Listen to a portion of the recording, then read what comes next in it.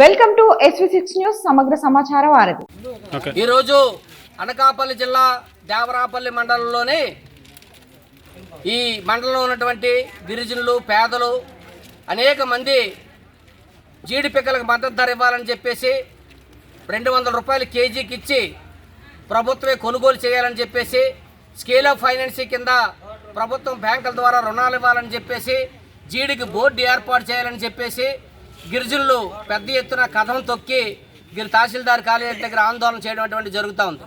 దీంతో పాటు ఏదైతే పోడు ఫారెస్ట్ భూములు ఉన్నాయో పోడు ఫారెస్ట్ భూములకి గతంలో అనేక పర్యాయాలు దరఖాస్తులు ఇచ్చారు. ఆ దరఖాస్తులు ఇచ్చినటువంటి సమస్యలన్నీ కూడా పరిష్కారం చేయాలని చెప్పేసి అదేవిధంగా గతంలో వచ్చినటువంటి బంజరు భూములు ఏదైతే ఉన్నాయో ఆ బంజరు భూములు సమస్య అటువంటిది ఆన్లైన్ సమస్య పరిష్కారం కావట్లేదు. అనేక మంది పేదలు గిరిజనులు భూములు ఆన్లైన్ కాక ఒకరి భూములు ఒకరు దున్నేసుకొని లేటు గొడవలు పడినటువంటి పరిస్థితి ఉంది.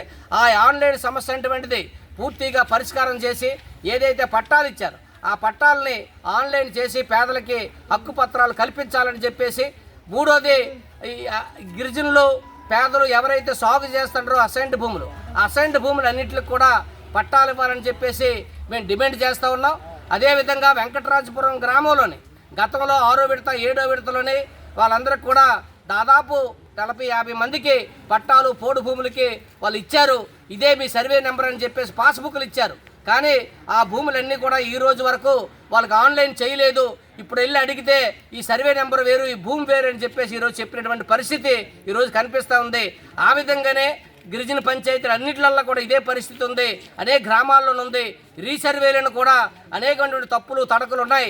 రీసర్వే చేసినటువంటి ఎవరైతే రైతులు ఉన్నారో రీసర్వే చేసినటువంటి ప్రాంతం ఏదైతే ఉందో వాళ్ళందరికీ వెంటనే పాస్బుక్లు హక్కు పత్రాలు ఇవ్వాలని చెప్పేసి కోరుతున్నాం. తహసీల్దార్ కార్యాలయాల చుట్టూ కలెక్టర్ కార్యాలయాల చుట్టూ భూమి సమస్యలు అటువంటివి ఈరోజు చాలా ఎక్కువగా ఉన్నాయి. స్వతంత్రం వచ్చి 76 ఏళ్ళు అయినా కానీ ఈరోజు పేదల భూముల సమస్యలు అటువంటివి ఈరోజు పరిష్కారం చేయట్లేదు. దపదపాలుగా పట్టాలు ఇస్తారని చెప్పేసి చెప్తా ఉన్నారు, హక్కు పత్రాలు ఇస్తామని చెప్తా ఉన్నారు. కానీ ఏ రోజుకి రెవెన్యూ సమస్య అటువంటిది శాశ్వతంగా పరిష్కారం కావడం లేదు.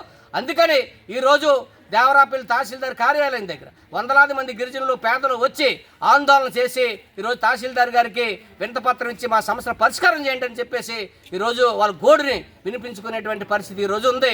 కాబట్టి ప్రభుత్వం వెంటనే ఈ సమస్యల్లో అధికారులు పరిష్కారం చేయాలని చెప్పేసి మేము డిమాండ్ చేస్తా ఉన్నాం.